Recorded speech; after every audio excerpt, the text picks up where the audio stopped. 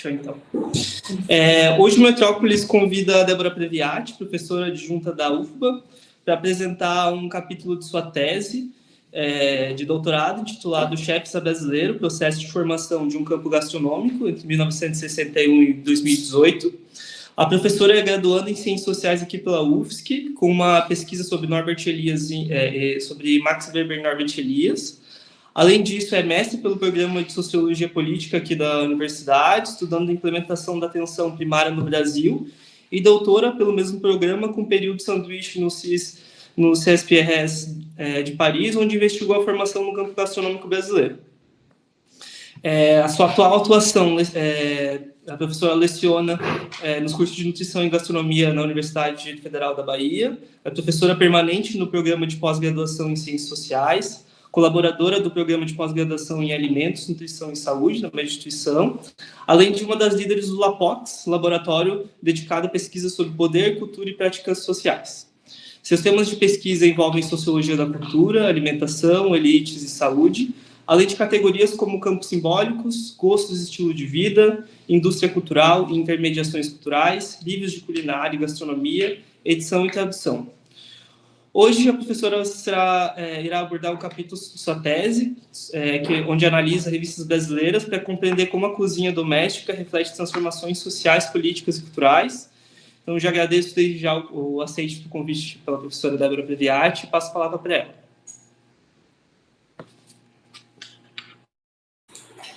Olá, gente, boa tarde. Vou, então, aqui projetar os slides, tá?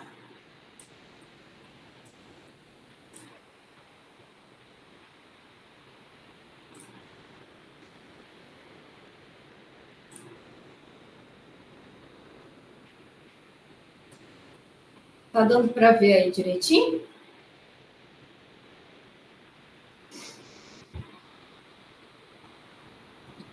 Tá, estamos vendo tudo certinho. Ouvindo também, tá? Pronto. Então tá, gente. Primeiramente, queria agradecer o convite, né? Para mim é um grande prazer estar nesse espaço, né? Vocês talvez devam saber que eu já fui do Metrópolis, né? Eu era egressa, então, da UFSC, também fui orientando o professor Alexandre Bergam, e era também do Metrópolis. Então, é um prazer estar retornando à casa aí para ter esse diálogo com vocês, tá? Bom, então, o foco da minha fala hoje, né, é sobre reconfigurações nos usos sociais da cozinha no espaço doméstico.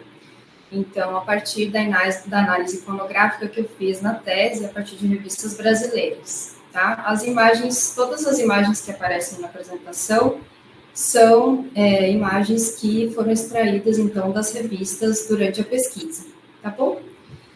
Então, aqui dando início, né, eu vou contar só um pouquinho do processo de construção do objeto, né, que tudo começou com essa pessoa aí que está aparecendo na foto, que é uma francesa da Feirinha da Lagoa.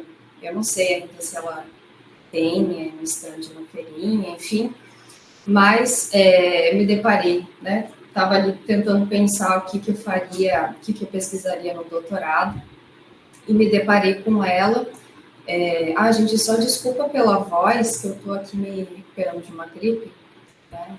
Já peço desculpas aí de antemão. Ela estava, então, vendendo queijos, né? Queijos à temperatura ambiente, com capa de fungos, né? E aquilo me chamou a atenção, porque né, era algo novo para aquele momento, né? E eu fui pesquisar e eu descobri que tinha ocorrido mudanças na legislação de uma maneira muito rápida no tempo, né? Então, aquilo me chamou a atenção e, ao mesmo tempo, né, ali já tinha estabelecido um cenário de intensa mediatização da comida e de cozinheiros, né? Então, a gente já via ali em cada esquina alguém de doma, né, chapéu de cozinheiro, e chefe para cá, chefe para lá. E aí fiquei curiosa, então, para saber se tinha alguma relação, né, então, com esses cozinheiros, né, ocupando cargos de maior prestígio, se eles poderiam ter influenciado de alguma maneira. e tentar entender como que isso se deu ao longo da história, né? Então, decidimos no primeiro momento aí para as revistas, né? Revistas brasileiras não especializadas, porque, né, a ideia era justamente entender como todo esse burburinho surgiu, esse fenômeno surgiu, antes, então, de surgir as próprias revistas especializadas e outros espaços serem institucionalizados, então, no campo gastronômico, né? Então, as minhas perguntas de partida eram um pouco essas, né? Que agentes ou instituições estariam por detrás dessas mudanças normativas, né? Se haveria relação, então, com aquele boom midiático, né? E qual seria, então, a sua história de representações em revistas. Então, é um estudo processual, né? Então, como vocês já sabem, tem uma inspiração forte no Herbert Elias, né? E, de modo geral, aqui, então, eu vou abordar como que, então, eram representadas as práticas, né? Então, a gente não está falando exatamente das práticas, como se deram ao longo do tempo, são representações sobre as práticas, não necessariamente aquilo aconteceu também no mundo real. Na verdade, muita coisa não aconteceu, né? E, então, quais sentidos são atribuídos a essas práticas e seus agentes, com foco, sobretudo, na atividade culinária, né? E, além disso, observar as estruturas de habitação como indicadores das estruturas sociais, né? Pensando aí no Herbert Elias, na questão dos espaços. Bom, então, a cozinha, ela é abordada aqui, tanto como espaço físico, como espaço simbólico que ela ocupa na casa, né? O que eu pude observar, né, que eu vou tentar demonstrar aqui para vocês por meio das imagens, é que essa divisão dos espaços, né, a gente vê, sobretudo, uma divisão entre sala e cozinha, né, estava ligada, então, a estruturas sociais mais amplas e, principalmente, a expectativas em termos de papéis de higiene, né, onde a mulher, predominantemente, estaria atrelada à cozinha e o homem à sala, né, ou às pantufas, né, como diz Bourdieu, em A Distinção. E, para isso também, eu procurei compreender esse espaço doméstico em homologia com o espaço profissional. Então, também estavam ocorrendo mudanças sociais no plano profissional e não estariam desvinculadas, então, ao espaço doméstico, né, essas transformações do espaço doméstico. Então, essas reconfigurações dos usos sociais, né, são, então, as mudanças na representação de práticas, mas também na arquitetura e na atribuição de significados, então, a essas práticas nas revistas. E aqui eu trouxe também apenas os resultados das revistas brasileiras, tá? Então, falando um pouco aqui da metodologia, né, o período de abrangência da pesquisa vai desde a segunda metade da década de 60 até a primeira metade da década de 2010, né? Foi feita, então, uma análise iconográfica, a partir, sobretudo, né, de Evan Panofsky, né? E o objetivo, então, era conseguir captar, a partir dessas imagens, o sentido, então, atribuído a esses produtos culturais, né? Para daí, então, entender o fenômeno mais amplo.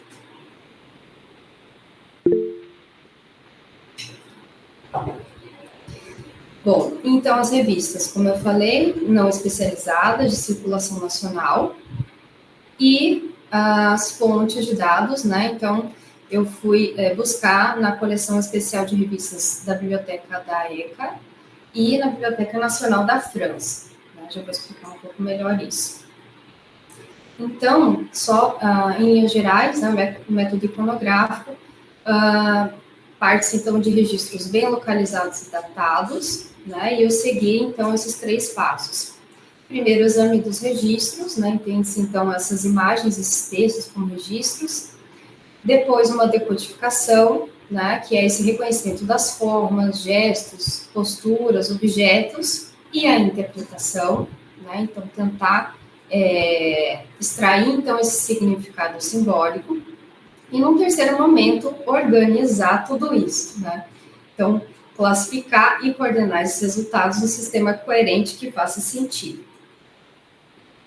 Né? Então, em linhas gerais, para além da parte mais externa, né? Então, que se chama factual expressional, primário ou natural, também a partir de costumes e tradições, sempre em cada época, né? Então, são registros bem datados, bem situados no tempo e no espaço, e também tentar traçar, em certa medida, e compreender as bases sociais, né, o retrato mental de cada momento, né, de cada produto cultural.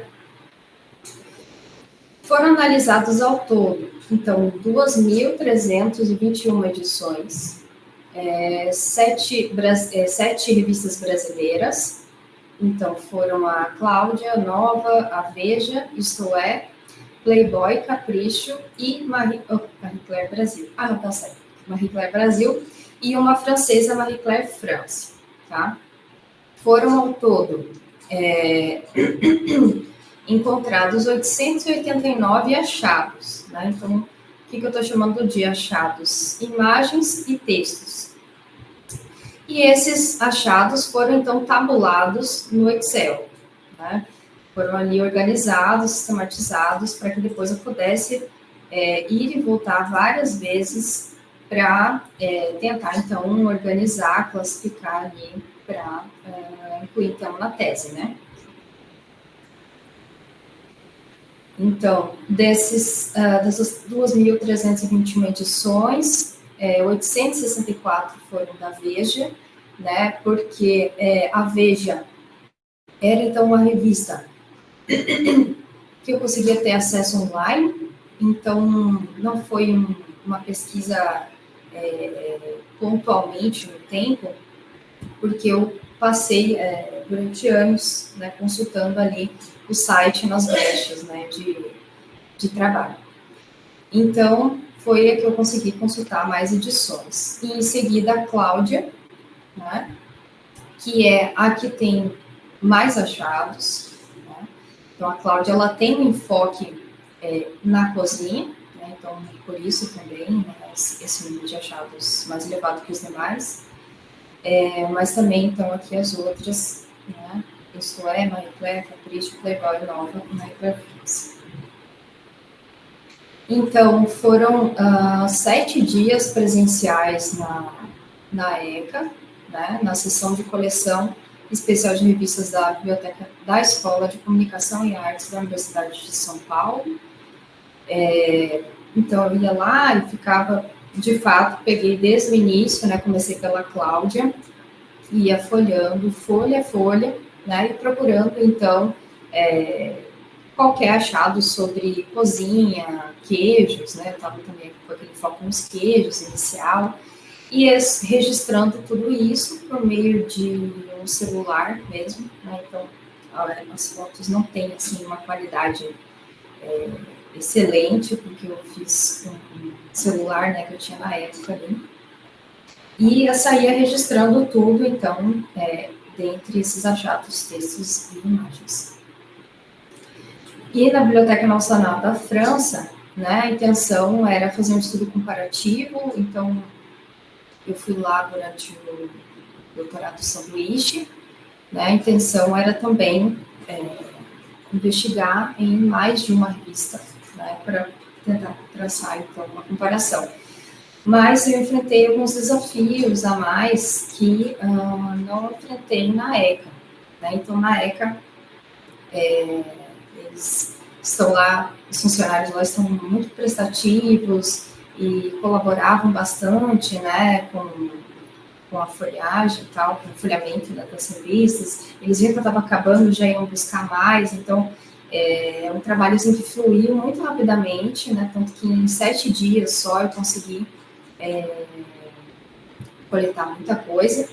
E na BNF já era bem mais complicado, né, então os franceses colocavam ali alguns empecilhos, né, em termos de limite diário de edições, né? Não lembro agora se eram 10 edições por dia, ou 20, alguma coisa assim, e aí tinha que ir para um lugar, depois para outro, aí fora isso, tinha que ter um cuidado muito grande com o que eles, né, reclamavam um pouco do ruído no folheamento das páginas. Então, eu não podia folhear rapidamente, como eu fiz nas edições brasileiras, tinha que fazer com muito cuidado, né? E tudo isso, então, dificultou, e aí essa busca na revista francesa foi mais a título de compreender como que se deram alguns processos sociais em termos de representação em tempos distintos, né? Então, de forma geral, a mulher da França estava adiantada uma década, assim, em termos de posições mais feministas e tal, né? Posicionamentos de gênero. E aqui, então, o acervo online da Veja. Bom, então, começando aqui a apresentar, né, alguns dos achados. Vocês vão ver que eu vou falar também de conteúdos que vão além do capítulo, né? Então, eu vou passar um pouco pelos outros também, para que fique um pouco mais completa essa análise, então, processual. Então, nos anos 60, o que a gente vai ver? Né? Então, tem uma valorização da cozinha prática e funcional. Tem também uma ênfase na socialização familiar e escolar, né, de papéis de gênero. Né? Então, a questão de gênero, também explicando aqui, não era algo central, né, e não era uma intenção minha pesquisar sobre gênero. A minha intenção era entender sobre os queijos, né, e, enfim, flexibilizações na legislação. Só que os achados me apontaram isso, né, me apontaram para essa divisão sexual do trabalho de gênero no espaço doméstico e no espaço profissional. E, então, por isso que eu vou falar bastante de gênero aqui para vocês também hoje, tá? E predominava, na década de 60, então, representações da mãe, esposa, dona de casa feliz. Né? Então, não importa quanto ela estava trabalhando e fazendo, né, ali os trabalhos domésticos, ela estava sempre ou quase sempre com um sorriso estampado no rosto. Às vezes ela estava também de olhos fechados e olhando para baixo, ou olhando para baixo. Bom, então, um dos tópicos, né, é a questão da cozinha funcional. Né? Trouxe aqui um trecho, né, onde na própria revista se fala, então, dessa transformação na visão sobre a, né, e o que estava em torno dela ali, para justificar, então, essas representações. Né? Vou ler aqui um pouquinho para vocês. Será necessário dizer que o conceito de cozinha, como dependência de uma casa, mudou? Cozinha, de acordo com a nossa lembrança dos tempos de criança, era um lugar gostoso de se ficar à noite, ouvindo a conversa, aproveitando o calor do fogão de lenha. Gostoso só de noite, bem entendido, porque durante o dia o almoço começava a ser feito às 7 da manhã. Era um inferno. Uma senta calorenta. Inferno da cozinha, da vovó e de vez em quando do vovô, que precisava dar a caiação nas paredes, desentupir a chaminé e remover as cinzas. Depois veio o gás, a eletricidade, e tudo mudou. A cozinha, os hábitos da casa. Mais em função do fogão que de qualquer outro utensílio, pois fogão não foi sempre vedete, cabeça do espetáculo.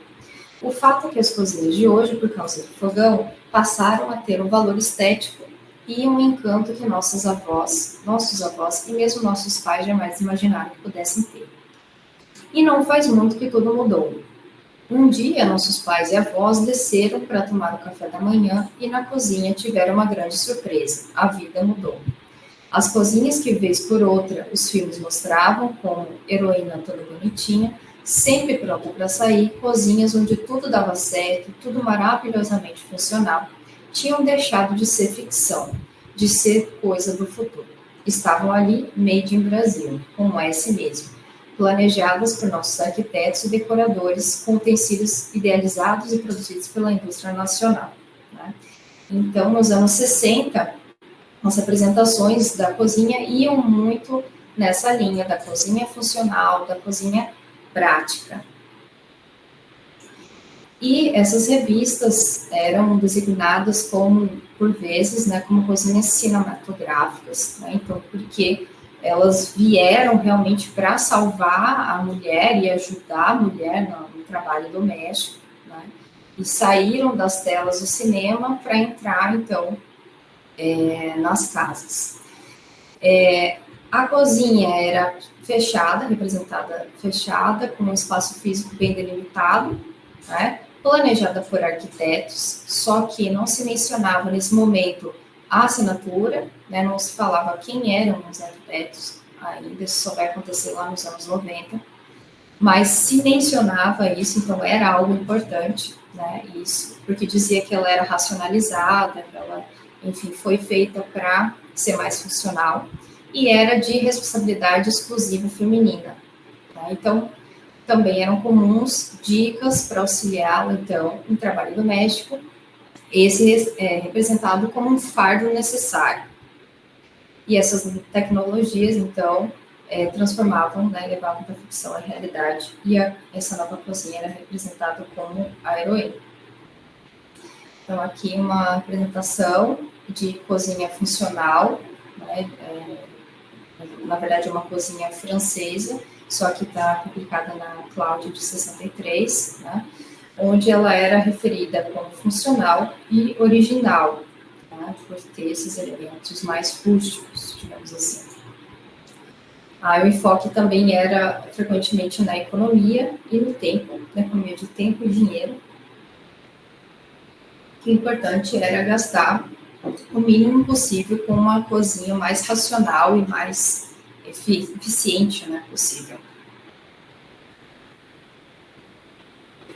Aqui o exemplo, então, de uma das cozinhas cinematográficas, né, então se usava esse termo receita de cozinha, eram comuns também prescrições arquitetônicas nesse período, né, que eram voltadas à mulher, né, então aqui sempre na Cláudia, né, porque a mulher era tida como a gestora do lar, né, então também havia um investimento das revistas nesse sentido, né, de trazer nesse espaço, nesse tipo de revista, sobre prescrições arquitetônicas.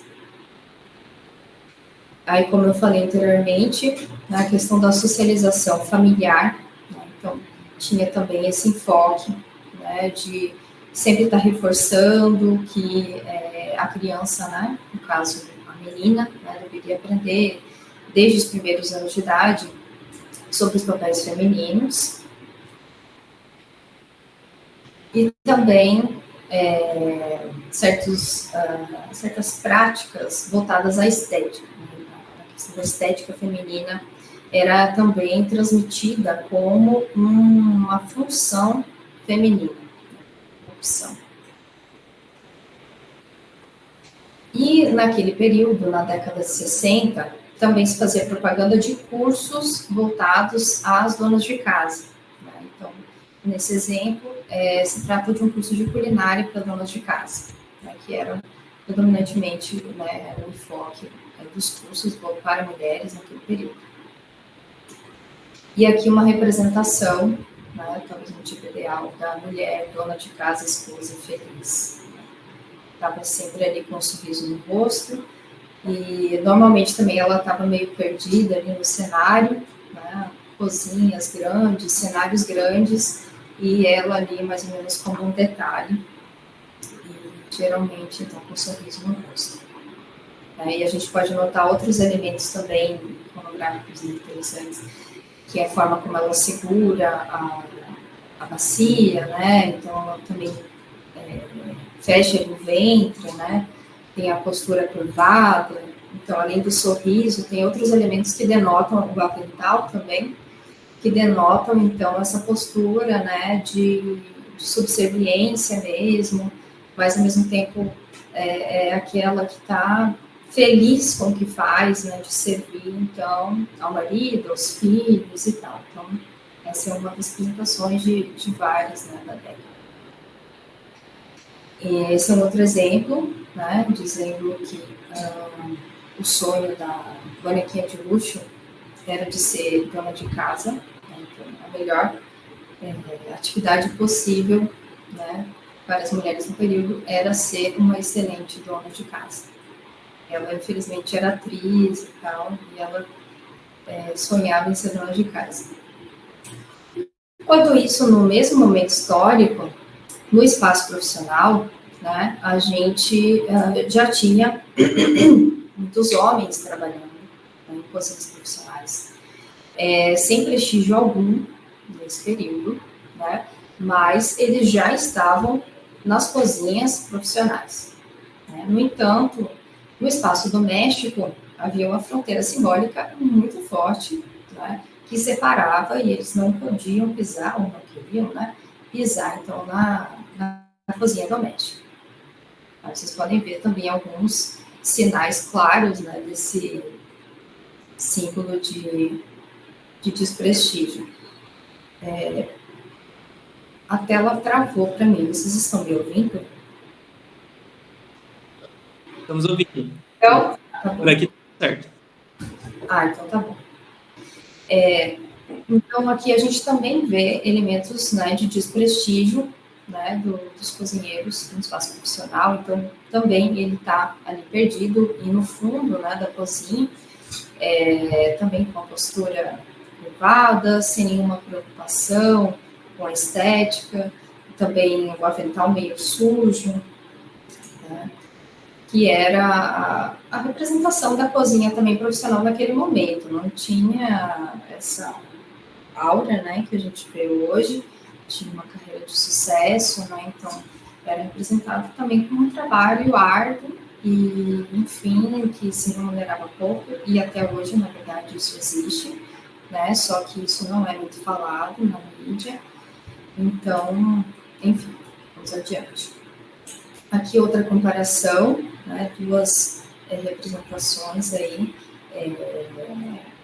então, no mesmo período, né, uma de 1965, a outra de 1964, o homem na cozinha profissional e a mulher na cozinha doméstica. E quando o homem era representado nesse período, na década de 60, na cozinha doméstica, era sempre com ironia, né? Então, o homem não cozinha, né? Quando cozinha, é representado com ironia. A gente pode ver isso no semblante, né, desse homem, que era uma propaganda, né, com, enfim, a sobrancelha baixa, enfim, a gente consegue ver aí o tom de ironia. Também, então, outra representação comum, né, da mulher que cozinha para a família, né, então, ela está lá na cozinha, enquanto isso, a família ansiosa ali, esperando o prato. Nos anos 70 e 80, né, o que a gente já pode ver, assim, em termos de mudança? A gente vê, então, nesse período, um ingresso mais massivo feminino no mercado de trabalho, né, e começam a aparecer algumas representações da mulher moderna, né, e, ao mesmo tempo, lá no final de tudo, no final da década de 80, o homem vai começar também a entrar na cozinha, no espaço doméstico. Então, a partir da década de 70, intensificou-se a participação das mulheres na atividade econômica, né? Então, havia um contexto de expansão da economia, né, com acelerados processos de industrialização e urbanização, e isso trouxe, então, transformações na organização e na estrutura familiar. A partir da segunda da segunda metade da década de 70, os cursos para mulheres passavam a incluir novos conteúdos, para além das fronteiras do espaço doméstico. Então, como a gente vê na legenda, fala aula no School of Rio, atualidades em lugar de moda culinária. Então, se antes elas só aprendiam, né, moda, culinária, enfim, conhecimentos que poderiam ser úteis para a manutenção da posição no espaço doméstico, então elas passam a agora aprender outros conteúdos. E a mulher no espaço profissional, né, era também uma atividade muito exótica, né? Trouxe aqui um trecho da reportagem que era sobre chefe Leslie Arp, né? A foto dela aparece do lado de duas mulheres trabalhando numa borracharia. Era tão exótico quanto, né, trabalhar numa borracharia ou numa cozinha profissional. Tá?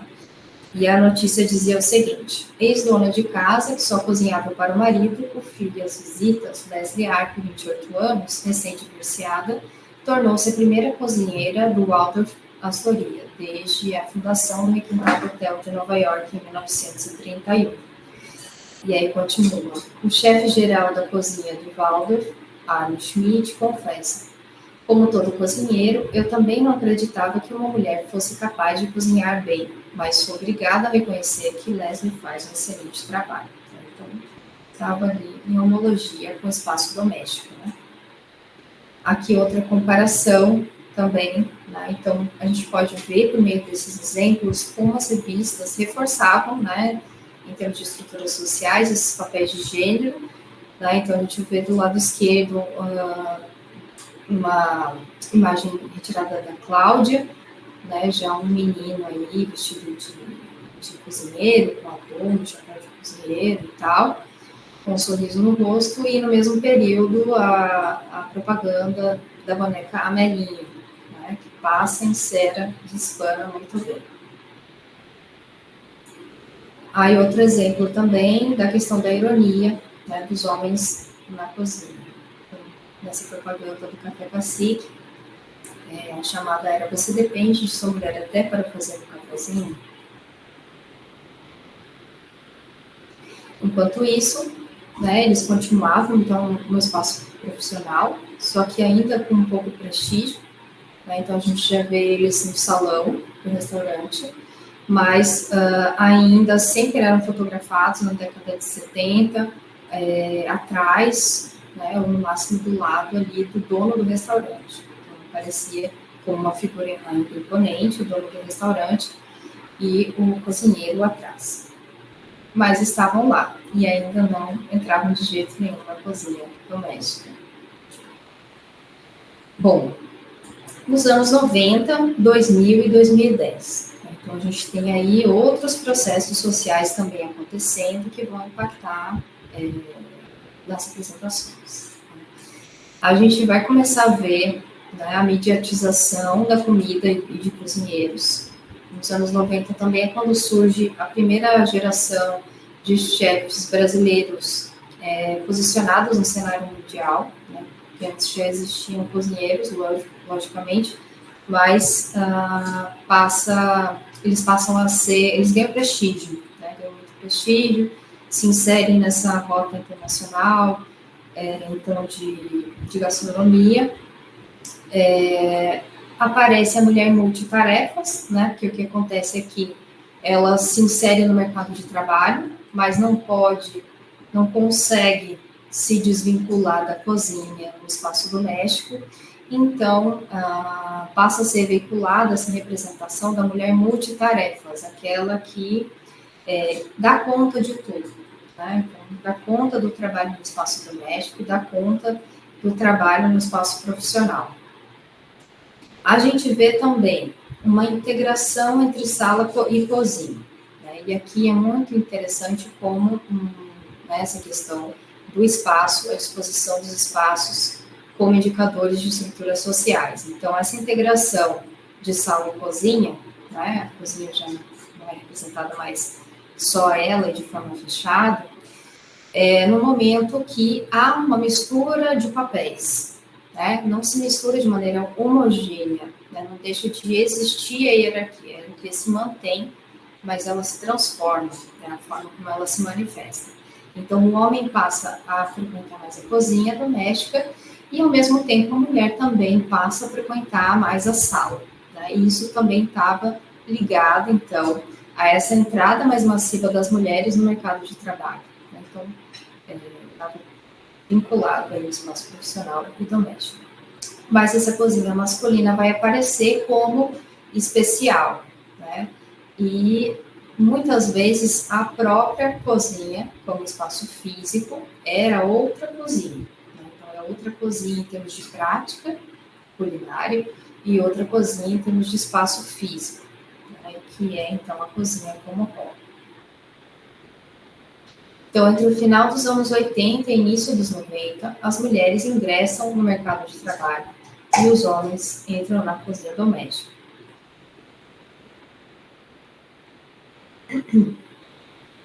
E aí, como que eles vão entrar na cozinha doméstica? Então, há o quê? Uma negociação dessa entrada do homem na cozinha doméstica. Né? Então, a gente tinha uma fronteira simbólica, até então, que era extremamente bem delimitada, né? E ele vai entrar, mas ele não vai entrar de qualquer jeito, ele não vai entrar para preparar a cozinha do cotidiano, né? E ele negocia essa entrada. Como que ele entra, então, na cozinha doméstica? No tom de ajuda à esposa.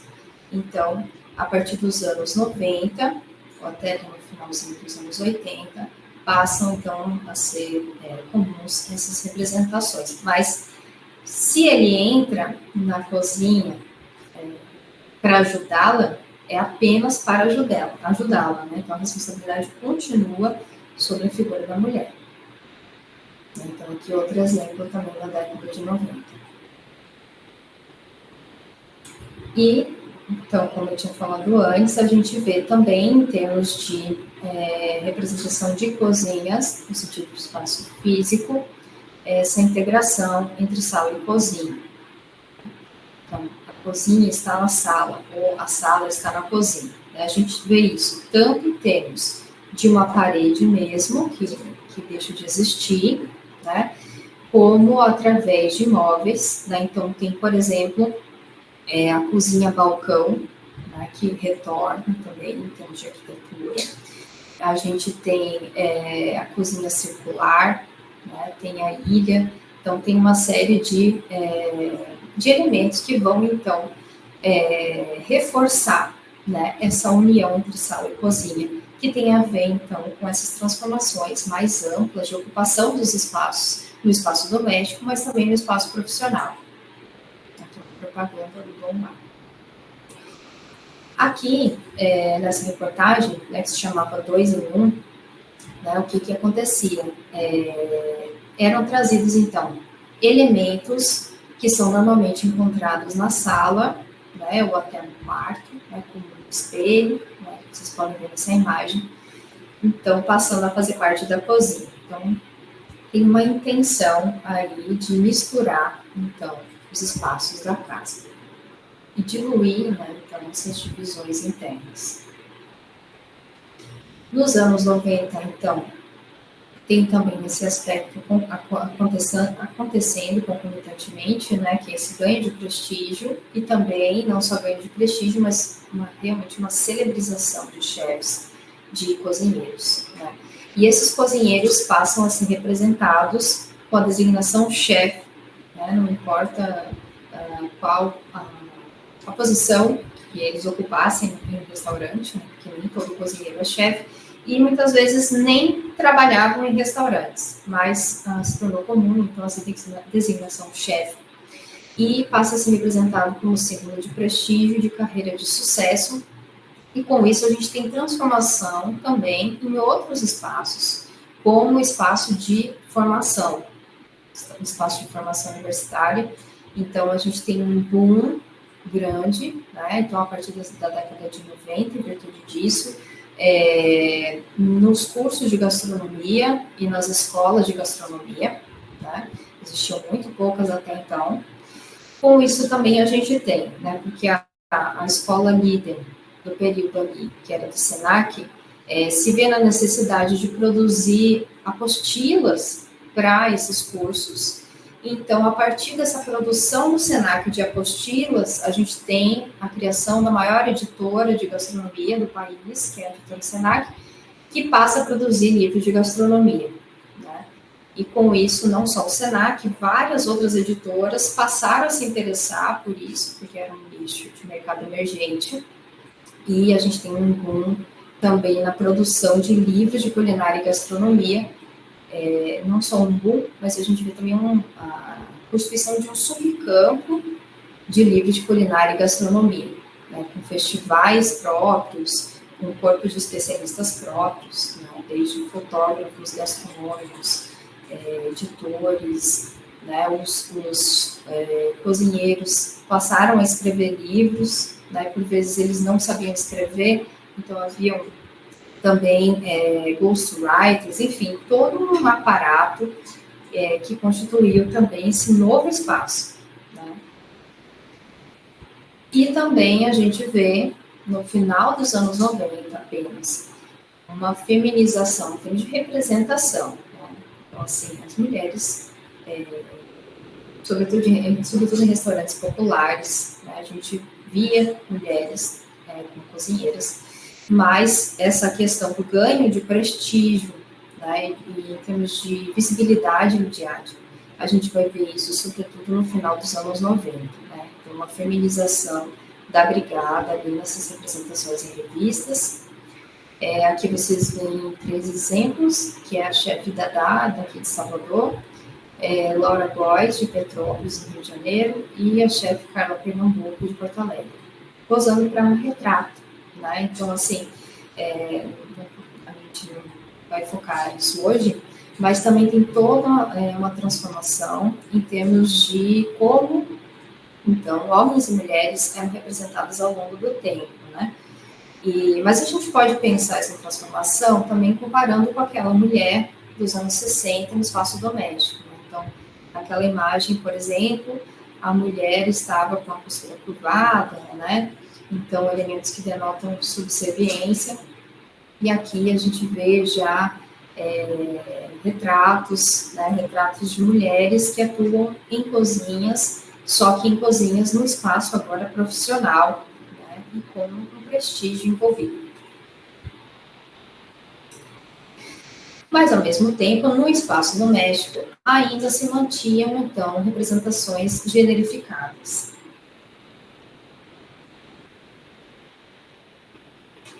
Então, a gente vê também outro fenômeno no espaço, nas cozinhas, no espaço doméstico, que é dos cozinheiros amadores, né? Então, do lado esquerdo é um exemplo, só que esses cozinheiros amadores cozinham em um dia especial, normalmente no domingo, né? Quando se fazia churrasco, antigamente. Só que agora são pratos e são pratos normalmente únicos, né? Diferente da mulher. É um prato único, um momento especial e com uma plateia, né? Que a gente vê também em termos de transformação nas cozinhas, né? Então surgem aí as cozinhas show no espaço doméstico, né? Que são cozinhas que são já planejadas para o ato de cozinhar para uma plateia, né? Sobretudo o ato de cozinhar masculino, tá? Então, a gente vê 2 representações dos anos 90. Na esquerda é um cozinheiro amador, cozinhando para amigos. Na verdade, os 2 são profissionais, reconhecidos em suas áreas. Ele é chefe de gabinete, na época, do secretário do Ministro da Cultura, e uma representação, né, lógico, não era do período, mas eles resgataram aí uma foto da Agatha Christie numa cozinha doméstica.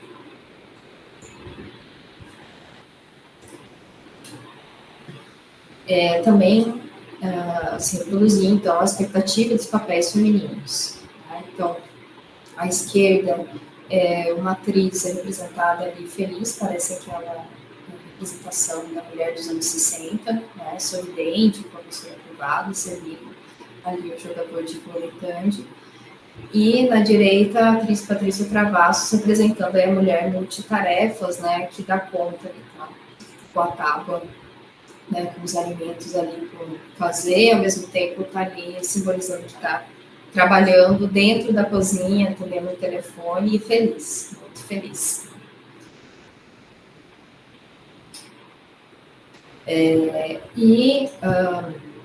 Então, a gente falou de homologia, né, e a gente vê em termos de homologia, o homem também ocupando uma posição, então, hierárquica superior, né, em termos de uma alta cozinha, também no espaço doméstico, né? A gente vê um exemplo nessa imagem, no avental está escrito "Eu sou o chefe", né? Então, mesmo quando ele entra na cozinha do espaço doméstico, ele vai reproduzir uma hierarquia que já existia no espaço profissional, entre alta cozinha e baixa cozinha, né? Onde a mulher, então, está ligada ao cozinhar cotidiano, a comida simples, a cozinha afetiva, né? E ele entra, então, como alguém que faz, então, pratos especiais e como o chefe, digamos assim, no espaço doméstico também. Bom, então aqui já encaminhando para o final, né, trazer aqui algumas transformações e permanências, analisando, então, transversalmente, né, esse período de análise, né, das imagens e das revistas. A gente vê, então, transformações arquitetônicas, né, então a gente vê que mudanças nos arranjos arquitetônicos do espaço doméstico ao longo do tempo podem ser explicadas em grande parte pelo espaço destinado à cozinha. Então, a gente vê isso ao longo das imagens, a gente vê tanto em termos de espaço físico, quanto em termos das pessoas que são representadas em cozinhas. Né? Essas transformações arquitetônicas vieram acompanhadas de mudanças sociais em diferentes momentos históricos, né? Como a gente falou, a entrada massiva de mulheres no mercado de trabalho, a mediatização de cozinheiros, né? Então, tudo isso teve um impacto muito grande. E as alterações na configuração da cozinha estiveram relacionadas ou à transformação, ou à manutenção, ou à reprodução de posições sociais e hierarquias no espaço doméstico. A gente vê, então, uma transformação, né, da cozinha fechada às cozinhas show, né? A gente vê também, além disso, bom, aqui é um exemplo, né, dessa mudança, então, um outro tipo de cozinha, que está representado é o chefe Rodrigo Oliveira, do restaurante Mocotó, né? O nome da matéria É Dia Dele. Então, aqui a gente já está falando de anos 2010, né? Então, e a gente vê, então, esse tipo de representação. Então, ele vai cozinhar, né? Ele está ali simbolizando outros homens, né, que vão cozinhar no espaço doméstico, mas existe um dia dele. Então, os demais são ainda de responsabilidade feminina. E a gente vê também alguns deslocamentos, né? Então, dependendo do contexto histórico, a cozinha teve maior ou menor centralidade no lar, né?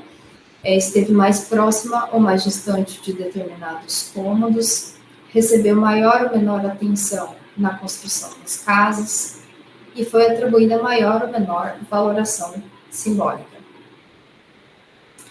Essas variações não se limitaram à localização ou construção da cozinha, mas também aos usos sociais atribuídos a ela, às ocupações e funções sociais das pessoas que a utilizaram. A divisão ou não divisão dos espaços da casa e a disposição dos seus elementos remetem à divisão sexual.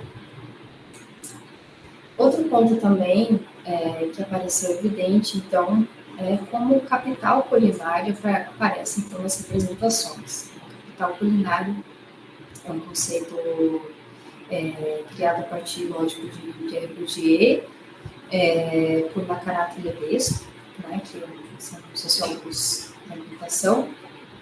Então, a gente consegue ver, nada mais é do que essa detenção de habilidades, conhecimentos, um capital cultural voltado à prática da cozinha. Né?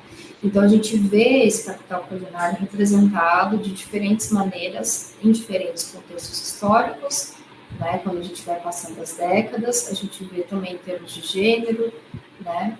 E vê, então, a perpetuação, sobretudo, de hierarquias e desigualdades de poder, distinções de gênero, que se transformam, mas, ao mesmo tempo, se reproduzem, né, em certos aspectos.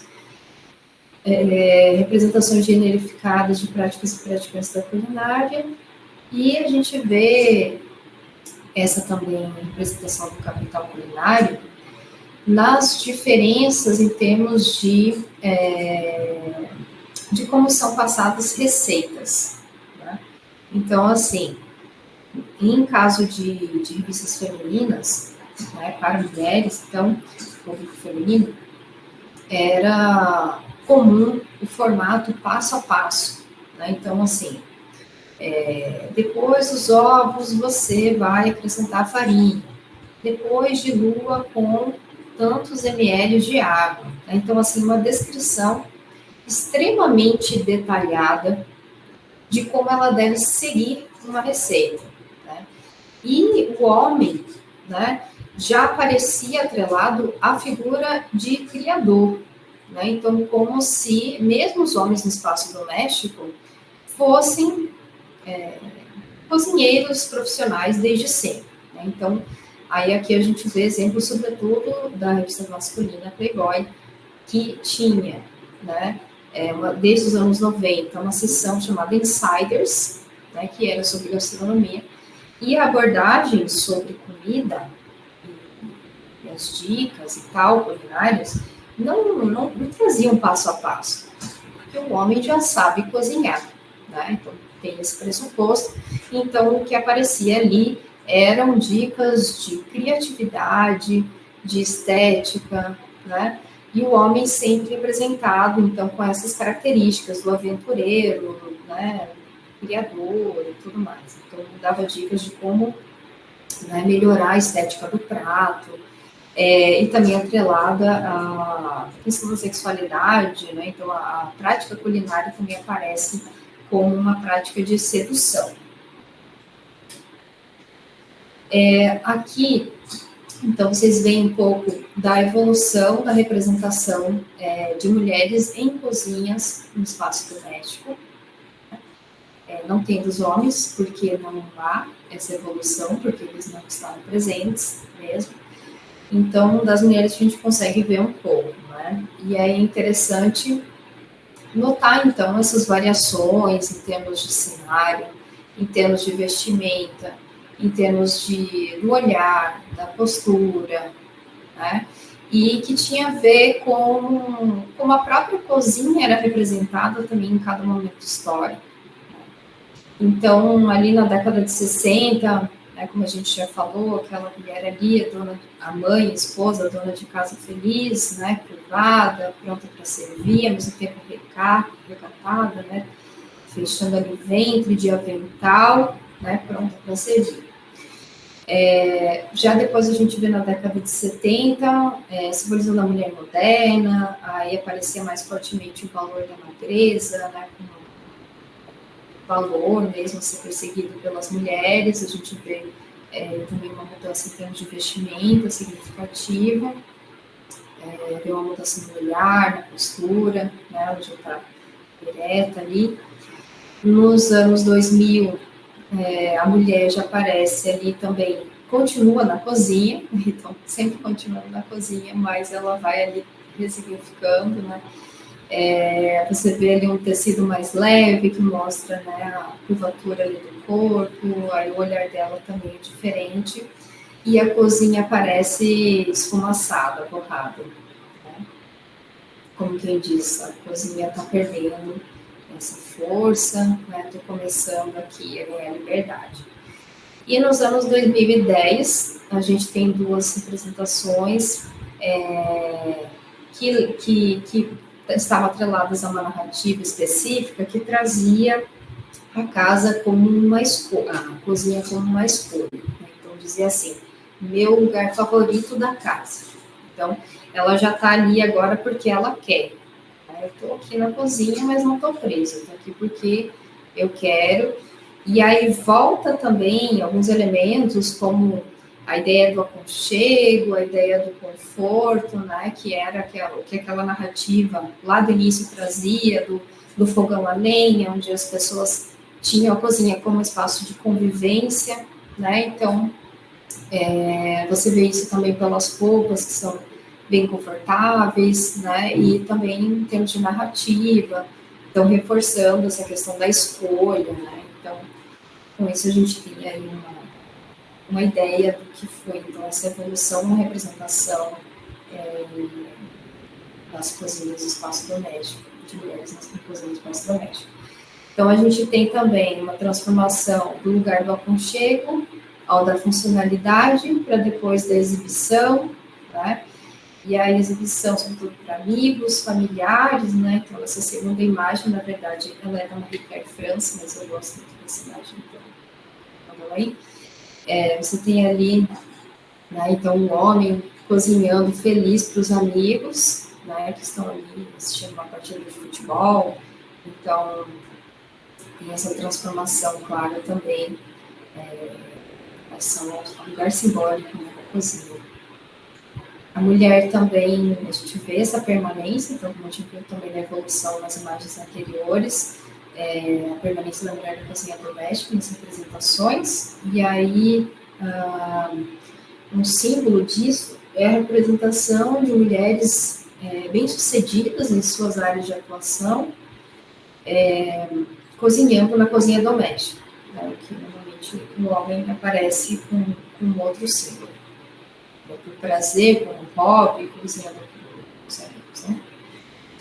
A gente também vê um deslocamento simbólico da hospitalidade, né? Então, não que a mulher não haja mais na hospitalidade, mas a gente tem uma transformação, sim, considerada em termos de representação, né? Então, lá nos anos 60 e 70, né, como o foco central ali era dar dicas, né, na verdade continuou sendo, nas revistas femininas tem muito esse posicionamento de dar dicas, então, de como lidar com as tarefas, ou, enfim, com a casa, né, as tarefas domésticas, mas, assim, se falava mais na hospitalidade, e era mais voltada a uma atividade feminina. Quando os homens, né, nesse segundo exemplo é o chefe Olivier que é representado recebendo amigos, quando os homens entram nessa cozinha especial, nesse lugar simbólico especial da cozinha, no espaço doméstico, a hospitalidade passa também a ser a mais representada por homens. E é isso, me coloco agora para a gente conversar, para, enfim, colocarem dúvidas, disponibilizo também aqui o link para a tese, para quem se interessar, aprofundar. Também faço aqui a propaganda do nosso grupo de pesquisa daqui, do LAPOX, também que quiser acompanhar nas redes e deixe meu contato. As referências. Muito obrigada, gente, pela oportunidade. Só tá batendo palma aqui. Muito obrigado, viu, Débora, por compartilhar com a gente. É muito massa o trabalho. Eu queria abrir agora para o pessoal que queira fazer questões. Se alguém queira colocar alguma coisa, o pessoal do chat que esteja remoto também pode colocar algo. Só levanta a mãozinha que a gente dá uma olhada. Tem alguém por aqui? Eu gostaria de parabenizar o trabalho, né? Muito bom. Quer aparecer na câmera aqui? Eu não tô muito afim, eu tô bem. Segunda-feira, brincadeira. Mas oi, eu sou a Larissa, sou mestranda aqui também do programa de Sociologia e Ciência Política. Eu fico pensando, né, nisso, assim, nesse trabalho, em toda essa questão, assim, talvez olhando um pouco pela lente da ciência política, como se dá essa diferenciação, né? E hoje em dia, assim, ainda assim permanecem todas essas desigualdades, as fronteiras simbólicas, né? E mais a título, assim, de, por exemplo, nós no Brasil, nós temos mais de 6 milhões de empregadas domésticas, né? E o quão essas estão visíveis ou não, né? E aí eu fico pensando, assim, né, nesses desdobramentos, talvez, pesquisas futuras, né, futuros pesquisadores aí fazendo essas pesquisas, assim, né. E mais no sentido aí de pergunta, assim mesmo, desse acervo, assim, né, se existe, não só na dissertação, mas hoje em dia, como é que eu posso formular isso? Maneiras, né, de às vezes, entender como funciona, assim, como é que eu posso dizer, como é que foi para você você falou um pouquinho também, mas como foi essa diferenciação, todo esse, sabe, do desenvolver, assim, da pesquisa, não sei se faz sentido. Eu não captei muito bem qual seria a pergunta. Eu não sei muito fazer. Eu tenho uma questão. Eu queria... Oi. Ok. Eu me chamo Eduardo, eu faço Ciências Sociais, sou da graduação. E eu queria entender a parte que a professora falou que foi para a França, né? Estudar lá, estudar material de lá. Eu queria entender como que estar na França e observar a realidade de lá ajudou na pesquisa e no entendimento da professora da pesquisa dela.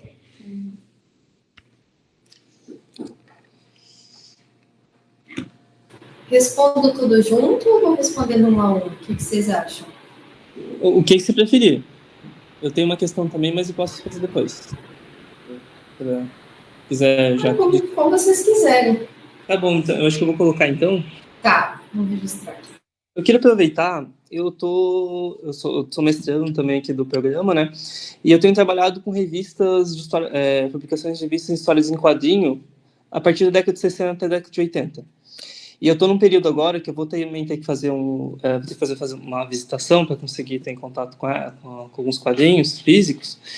E eu estou nesse processo de seleção do que para aproveitar meu tempo indo até a outra cidade, como é que se dá os critérios de seleção em si, para o meu contexto, né? Mas queria saber como é que você fez para pensar os critérios de seleção das suas fontes, das revistas que você olhou, para poder pensar, se puder me ajudar nesse sentido também.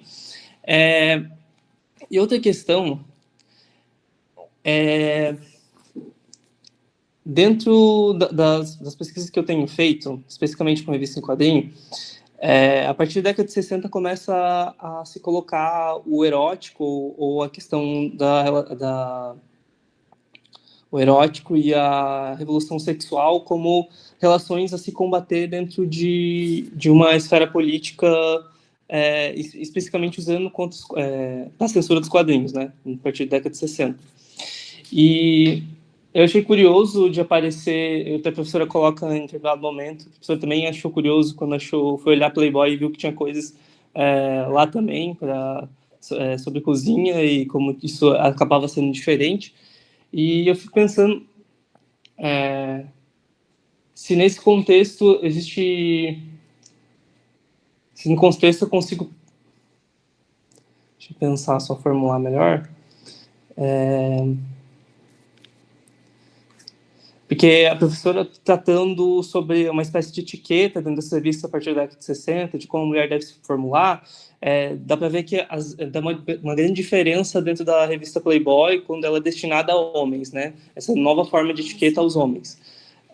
Só que ela já vem a partir da década de 70, Playboy, ou já da década de 80, não sei, eu queria saber se a professora consegue perceber algo nesse sentido dentro na formulação, quando a professora paginou essas revistas. Eu sei que talvez estava mais orientada a outro tipo de questão, né, mas queria saber se isso aparece para a professora na hora que você estava olhando essas revistas, de alguma forma. É isso. Pronto, eu só não sei o nome de cada um, porque como vocês estão juntos e todos estão com o microfone de Vitória, eu vou pedir perdão que eu não vou saber dizer o nome de cada um. Depois foi o Dudu e agora foi o Anderson, tá bom? Tá, falhou na hora que você falou, eu escutei Anderson por último. Foi o Dudu antes do Anderson. Dudu. E foi a Larissa. Tá tranquila, não precisa falar os nomes. Tá bom. Não lembrar. Bom, eu vou respondendo, aí se eu esquecer alguma coisa, ou, enfim, tiver mais questões, é só a gente ir conversando, tá? Bom, sobre a questão de como foi na França, né? Então, falar um pouquinho mais. Né? A ideia também da França, né? A escolha da França tinha a ver com o fato que, assim, para além, hoje eu me enfoquei, então, em representações, né, da cozinha no espaço doméstico, sobretudo, né? Também tentando fazer aí, traçar as homologias com o espaço doméstico, desculpa, com o espaço profissional. Mas tinha como foco também entender o campo gastronômico. Né? Então, França é tido como a capital gastronômica mundial, Paris, sobretudo, né? Então, a ideia também era observar, né, Isso acontecia lá, para além das revistas. E como que era representado em revistas, né?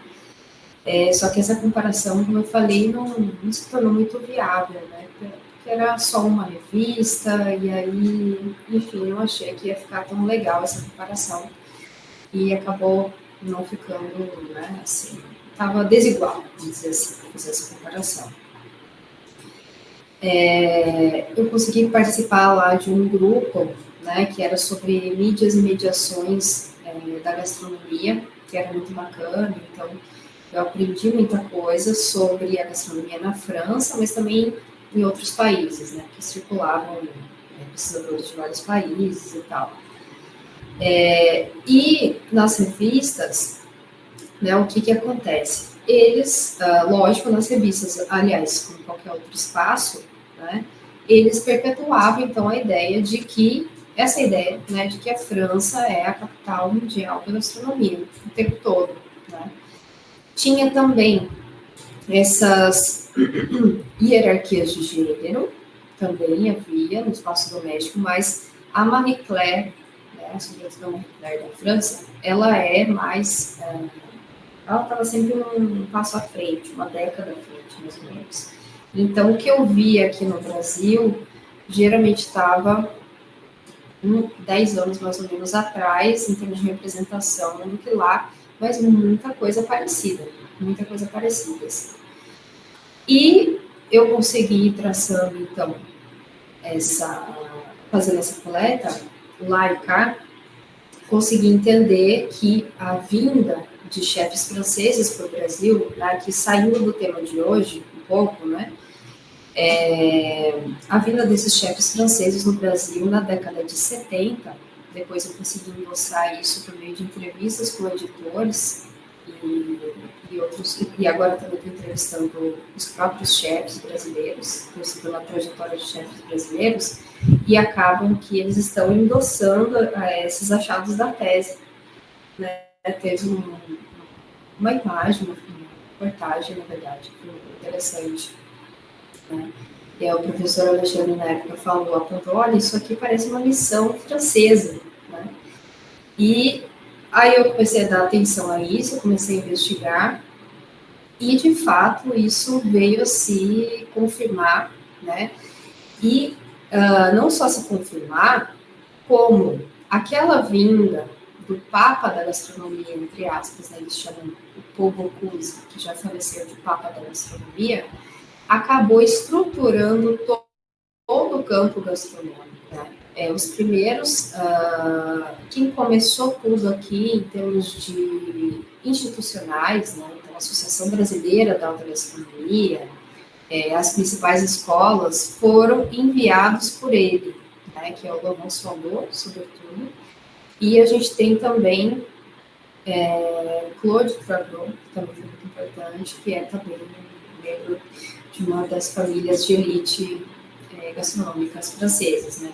Então, foi ficando cada vez mais claro, tanto quando eu estava lá, quanto depois, analisando tudo, a importância da França mesmo, para entender como que emergiu nos anos 90 a primeira geração de chefes brasileiros, né, que se destacaram no espaço internacional, e como que isso estava atrelado a tudo, a todas as transformações também em termos de representação de cozinhas, representação dos usos dos espaços, representações de gênero no espaço doméstico e no espaço profissional, e não são só representações, né? Daí hoje eu dou aula para gastronomia e os alunos, eles reforçam tudo isso, né? Eles dizem que essas representações, eles veem isso na prática, não são só desigualdades de gênero, né? Como também isso acaba gerando também situações não raras de assédio sexual e moral. Então, tudo isso acaba que acontece mesmo no plano profissional. E também, enfim, a influência desses chefes franceses foi muito importante, né? Porque mesmo com os chefes brasileiros tendo destaque com produtos brasileiros e tendo, né, uma técnica brasileira também, né, que entra em jogo, muitas técnicas francesas são construídas, né, no espaço escolar como sendo as técnicas mais consagradas e oficiais, né?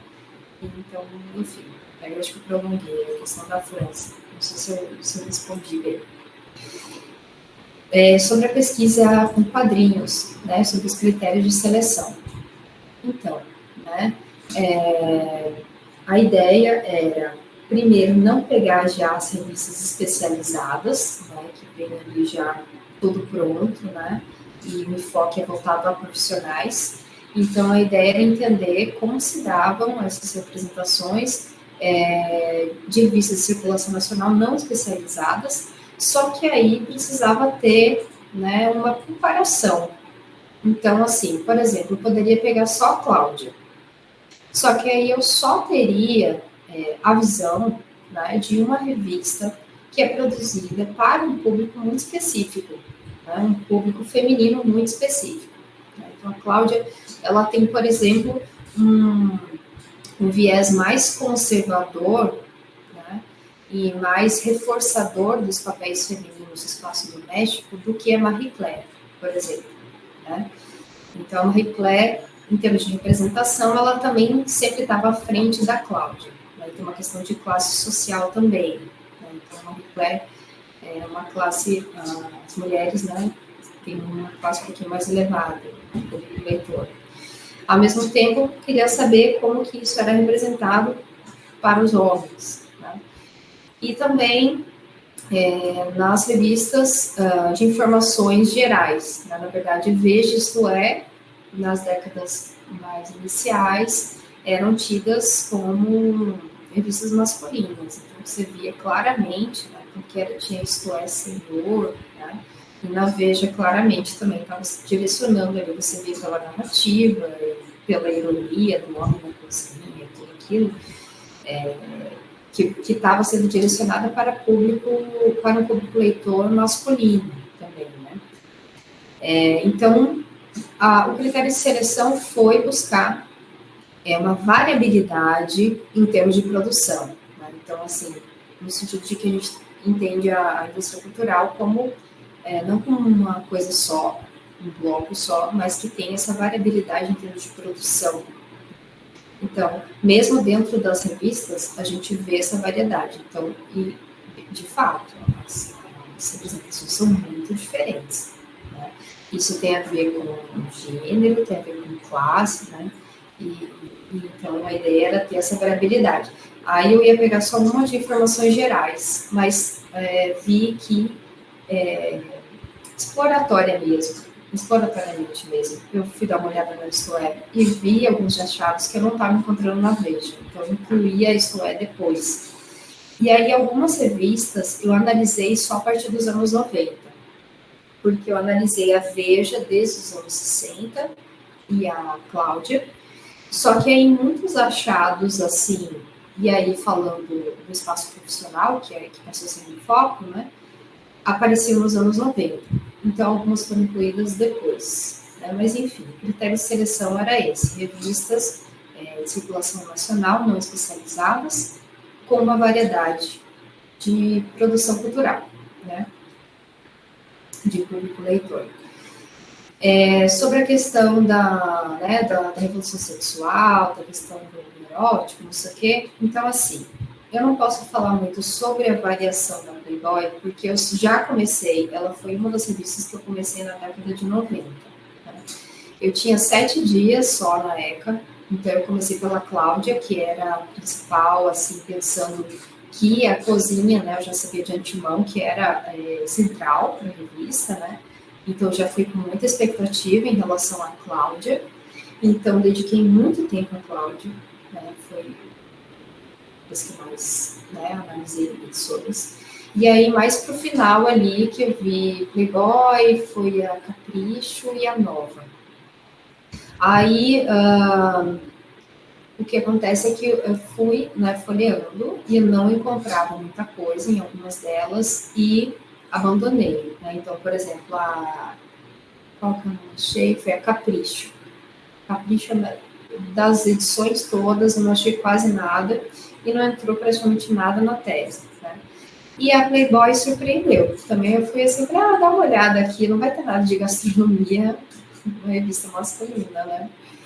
Mas aí me surpreendi com essa seção própria chamada Insiders, né? Que foi, assim, junto com um dos principais achados da tese.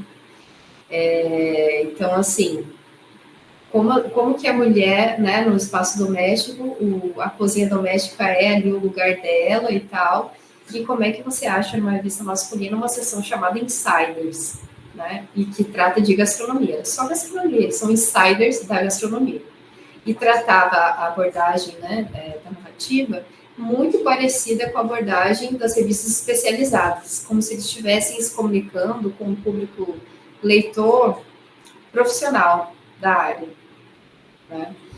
Então, enfim, essa questão do erótico aparecia na produção dos pratos, né? E não só na Playboy, como também em outras revistas, né? Porque aí uma das imagens míticas do chefe, né, que foi construído, então ele, né, ocupou essa posição de herói moderno e salvador de cozinhas, e também era, né, a figura que conseguia seduzir as mulheres. Então, o foco dessa sessão Insiders era de dar dicas para como seduzir, sobretudo, as mulheres. Essa questão era bem presente, né? E também como se fossem, então, profissionais, né? Eu não sei se eu respondi tudo. Respondeu sim, obrigado, tá? Mas vou colocar uma questão, pessoal do chat? No chat, no chat alguém falou algo? Tem uma... Não, eu já olhei, esse não é. Fechou, então. Mas eu acho que eu vou só comentar, mas não é uma pergunta, é só... Oi, eu sou a Vitória, também sou aqui do núcleo e do mestrado com os colegas, mas eu queria só comentar que eu acho muito interessante essa forma de observar o ambiente e ela vai ser muito útil nas nossas pesquisas aqui. O Alexandre, ele está abrindo esse caminho para a gente bastante, de a gente prestar essa atenção espacial mesmo, que é muito importante. E eu estou estudando a parte de cenas musicais, então eu vou ter que ter esse olhar em espaços de shows, e enfim. E a outra coisa que eu tinha pensado enquanto você falava era que eu consigo perceber isso também na questão da limpeza dos espaços. Porque eu consigo perceber que, na questão de classe, por exemplo, quando ainda não tinham as pessoas que precisavam, pessoas com dinheiro, limpar o espaço, a casa delas, e era só os empregados, a gente não tinha essa coisa de desenvolver equipamentos tão tecnológicos para aquele espaço ser limpo. E, assim, a partir do momento que, acho que, sei lá, a classe média mais alta precisa pôr a mão na massa, às vezes, uma vez ou outra em casa, começa a ter equipamentos mais tecnológicos, tipo aspiradores realmente bons e coisas assim, tipo essa atenção em materiais que são mais fáceis de usar e coisas do tipo. Eu acho que pode ter alguma relação aí, mas estou só viajando. Eu acho que sim, né? Eu acho que você pode ver, assim, porque a minha tentativa, na verdade, é muito difícil você conseguir concatenar, né? Ainda mais que foram várias décadas, né, que estavam projetos ali, você dá conta de todo o contexto social, político e cultural de cada período, né? Mas eu acho que se você olha para outros objetos, né, e enfim, para essas representações, você consegue ter pistas, né, sobre o que estava sendo valorizado naquela época, sobre os eletrodomésticos, né, tem uma parte ali razoável também que eu falo disso, né? Então, pode ser que te dê alguma luz, né, de alguma maneira. Massa. Bom, beleza, então, já que a gente não tem mais ninguém para colocar algo, queria agradecer a Débora mais uma vez por ter convidado, por ter aceito o convite do Metrópolis para participar pela primeira vez nossa primeira evento gravado aqui pelo Metrópolis, então muito obrigado. Desculpe o perrengue ali no começo para a gravação, mas a gente está aprendendo agora, acho que nas próximas vezes a gente já vai saber fazer um pouquinho melhor. E agradeço novamente pela tua presença e eu queria abrir, se alguém quiser colocar meus... é verdade. Deixa Pessoal, eu ver quem falou nos comentários. Isso, Você tinha uma banda de rock? O que você tocava? Sim, eu era baterista e também vocalista. Tudo! Massa. Então a gente encerra com essa informação nova aí, fora da pesquisa. Qual então. era o nome da banda? Eu tive 2 bandas. Uma se chamava Rosa Dark, que é uma fusão de Rosa Luxemburgo e Joana Dark. E a outra era Damas do Rock. Né? Mas eram só, na época era assim, era bem mais difícil ter banda, né, só de garotas, né? Baterista, então, mulher era bastante raro. E hoje a gente vê, né, bandas misturadas, né, de homens e mulheres, ou às vezes vários homens e só baterista mulher. Então, na época, não, isso era totalmente atípico. Mas, enfim, falando do trajetória musical. Tá bom, gente, um prazerzão, então, conhecer vocês, né, vida longa aí ao Metrópolis. Podem contar comigo de forma, né, informal, aí a gente vai trocando também, precisarem de uma box, de alguma coisa. A gente pode pensar também em algum evento futuro aí, articulando todos os grupos também. O Lapox também conta, voltando aqui um pouquinho, com outras pesquisadoras também, tem a Carolina Pulis, que faz parte, a Camila Gui Rossati também, Carolina da Unifesp, e tem a Marina Sartori, da Federal de Sergipe. Então, a gente planeja fazer um evento. Aliás, já fica o pré-convite. No mês que vem, a gente deve estar organizando um evento online, deve contar com a participação da Marie-France Garcia Papé. Ela vai falar sobre o livro novo dela, traduzido recentemente, sobre a mundialização do mercado de vinhos. E aí eu mando o convite aí para a professora Alexandre, se vocês se interessarem, serão bem-vindos também. Tá bom. Fechou, tá muito obrigada. Obrigado. Fechou, abração para vocês. Até a próxima. Tchau, até a próxima. Tchau. Tchau.